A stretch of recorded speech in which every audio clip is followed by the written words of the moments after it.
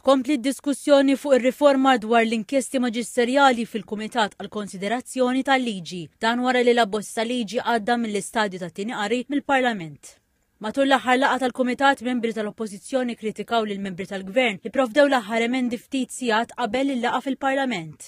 Għal dan il-Ministru għall-Ġustizzja Ġonni Tidaħtar twieġeb li min-naħa tal-Gvern qatt ma kellu problemi jaqsam l-emendi qabel il-laqgħa u li l-għan tal-Kumitat huwa li jiddiskuti l-emendi waqt il-laqgħat. Intant id-deputat Mark Anthony Samud ġibed l-attenzjoni dwar punt partikolari fl-abbozz li tinvolvi persuni suspettati fil-kontest li jkun hemm lok għal inkjesta maġisterjali. Id-deputat irrimarka li b'dan l-abbozz jekk tiskatta inkjesta maġisterjali biex tinvestiga suspettat partikolari, din tillimita lil maġistrat milli jinvestiga l-kompliċi jew suspettati oħra. Għal dan il-Ministru għat-Tard iċċara li f'dan il-każ il-Pulizija se jkollha seta li tiftaħ inkjesta oħra għal persuna suspettata, għal li din qed issir biex jiġu evitati fishing expeditions fejn persuna titlob diversi investigazzjonijiet fuq akkużi jew assunzjonijiet. Irrimarka li l-qorti kienet ċara li ma tridx sitwazzjonijiet simili. Meta d-deputat Samud reġa' staqsa dwar l-intenzjoni wara dan il-ħsieb, il-Ministru għat-Tard qal li l-Pulizija għandha l-mezzi kollha biex tiftaħ inkjesta fuq persuni u mhux se jkunu limitati milli jfittxu l-ġustizzja. Matul il-laqgħa ġiet diskussa wkoll it-terminu ta' sentejn li fih inkjesta maġisterjali tittingħalaq. Il-Ministru għat-Tard fisser li minkejja li din qed tiġi deskritta minn membri tal-Oppożizzjoni bħala bir ta' skiken, din mhux se sservi ta' giljottina li twaqqaf l-investigazzjonijiet ħesrem.